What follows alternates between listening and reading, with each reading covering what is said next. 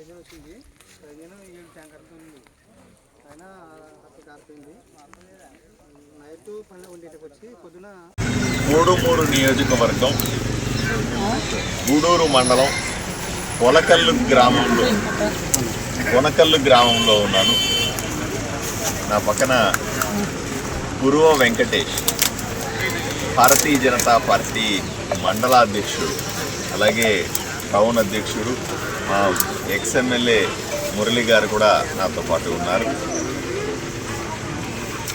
ఈ మధ్యకాలంలో భారతీయ జనతా పార్టీ మండలాధ్యక్షుడైనటువంటి గురువ వెంకటేష్ మీద రకరకాల దాడులు జరుగుతాయి.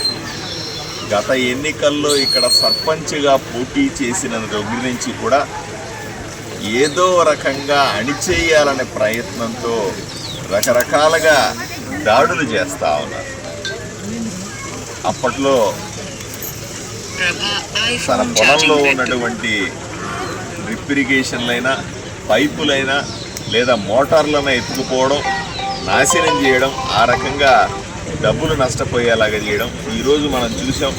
ఈ చుట్టుపక్కల ఉన్నటువంటి ఈ గడ్డివాములు, కుప్పలన్నీ కూడా ఈ పశువుల కోసం, ఇతనికి ఉన్నటువంటి పశువుల కోసం ఏర్పాటు చేసుకున్నటువంటి గడ్డివాముల్ని కాల్చేశారు.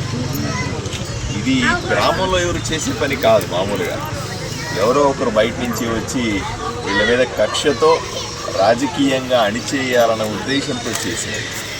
చాలా ఇబ్బందికర పరిస్థితి. భారతీయ జనతా పార్టీని ఎదగనివరా? భారతీయ జనతా పార్టీకి ఎవరైనా పని చేస్తే వాళ్ళు ఏదో రకంగా అణిచేయాలని ప్రయత్నం చేస్తారా? ఇది ఎక్కడ న్యాయం?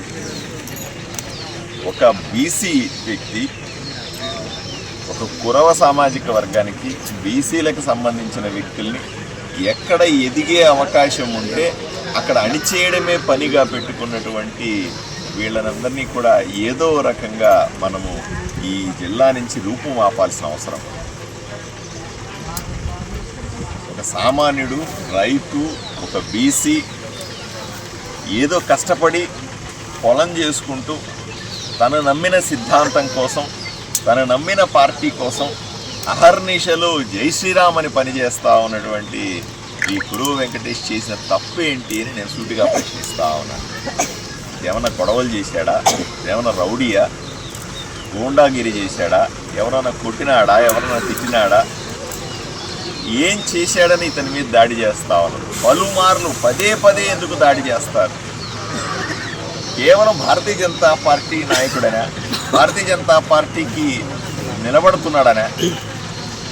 పార్టీ ఎదుగుదలకు కృషి చేస్తున్నాడనా? ఈ రకమైనటువంటి ఫ్యాక్షన్ రాజకీయాలను ఆపాల్సిన అవసరం ఉంది ఈ జిల్లాలో. అరే ఈ జిల్లా బీసీలకు సంబంధించిన జిల్లా. ఒక పేద బీసీ ఎదుగుతానంటే, పేద బీసీ కష్టపడి పైకి వస్తానంటే ఓర్వలేక ఈ రకమైన దాడులు చేస్తారు. సుమారుగా 5-6 లక్షల రూపాయల గడ్డివాములు నష్టం చేశారు. ఆ మధ్యకాలంలో పైపులన్నీ పగలగొట్టారు వ్యవసాయంలో. అక్కడ ఉన్న డ్రిప్ ఇరిగేషన్ అని లాక్కుపోయినారు, పంపు సెట్లు ఎత్తుకుపోయినారు. లక్షలాది రూపాయలు ఎక్కడి నుంచి తెస్తాడు సామాన్య రైతు? అతని పరిస్థితి ఏంటి? అతని కుటుంబం పరిస్థితి ఏంటి? గ్రామంలో మిగతా వాళ్ళ పరిస్థితి ఏంటి? వాళ్ళందరూ ఏ విధంగా భయపడుతూ ఉంటారు? ఏదో ఇంట్లో బిడ్డ వ్యవసాయం చేసుకుంటున్నాడు, కష్టపడుతున్నాడు, ఏదో తను నమ్మినటువంటి హిందుత్వం సంబంధించినటువంటి ఆలోచనలు ఉన్నవాడు జై శ్రీరామ్ అనే పార్టీలో చేరి ఎదగాలనుకుంటా ఉన్నాడు. అదేమైనా తప్ప? అదేమైనా అన్యాయమా? అదెవరికైనా నష్టమా? కేవలం మేము మాత్రమే రాజకీయాలు చేయాలా? మీరు మాత్రం బీసీలంతా మా కాళ్ళ కింద ఉండాలా? మేము మాత్రమే రాజకీయాల్లో ఎదుగుతూ ఉంటాం, మేము మాత్రమే అన్ని పదవులు తెచ్చుకుంటాం, నువ్వు పోటీ చేయడానికి వస్తే బీసీలను తొక్కేస్తాం. ఇటువంటి ఆలోచన విధానం సరైనది కాదు. ఈరోజు కూడా ఇన్ని కేసుల్లో అరెస్టులు చేయాల్సి ఉండే. ఊర్లో అందరికీ తెలుసు ఎవరు చేస్తున్నారని, ఊర్లో అందరికీ తెలుసు ఎవరు కక్ష కట్టారని. అయినప్పటికీ కూడా ఇప్పటికీ అరెస్ట్ చేయకపోవడం, చట్టబద్ధంగా వాళ్ళు శిక్షించకపోవడం, అవి ఎటువంటి సంకేతాలను ఇస్తాయి? వాళ్ళు పట్టుకొని శిక్షించకపోవడం వల్ల ఒక నేరానికి పోయి ఇంకో నేరం చేసే అవకాశం కల్పిస్తాం, వాళ్లకు మరింత ఉత్సాహాన్ని ఇస్తాం. ఈ విషయంలో భారతీయ జనతా పార్టీ చాలా సీరియస్గా ఉంటుంది. నేను పోలీసులతో మాట్లాడతాను, ఎస్పీ గారితో కూడా మాట్లాడతాను. జరిగిన అన్యాయానికి సమాధానం చెప్పాల్సిన అవసరం ఉంది. వెంటనే ఈ భారతీయ జనతా పార్టీకి సంబంధించిన లీడర్ని కాపాడుకునే ప్రయత్నం చేస్తాం.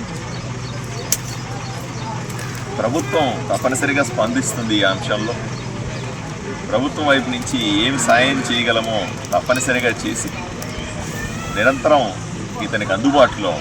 ఒకటి మాత్రం స్పష్టంగా చెప్తా ఉన్నాను, కర్నూలు జిల్లా కానీ రాయలసీమ ప్రాంతంలో ఎక్కడి నుంచైనా సరే ఏ ఒక్క భారతీయ జనతా పార్టీ నాయకుడికి కానీ ఏ ఒక్క భారతీయ జనతా పార్టీ కార్యకర్తకు కానీ ఏ కష్టం వచ్చినా సరే రాత్రి పగలు ఏ నిమిషంలో అయినా సరే నిలబడడానికి పార్టీ సిద్ధంగా ఉంది. మేమంతా క్రమశిక్షణ కలిగిన కార్యకర్తల్లాగా వీళ్ళతో నిలబడి తీరుతామని ఈ సందర్భంగా తెలియజేస్తాం.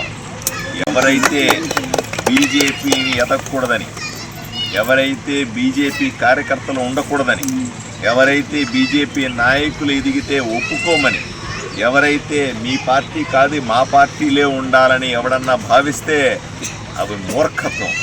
అలా ఎప్పటికీ జరగనేమో. భారతీయ జనతా పార్టీ అంచెలంచెలుగా ఎదుగుతూ ఉంటుంది. భారతీయ జనతా పార్టీకి అడ్డు చెప్పే శక్తి ఈ దేశంలో ఎవరికీ లేదన్న విషయాన్ని స్పష్టంగా చెప్తా ఉన్నాను.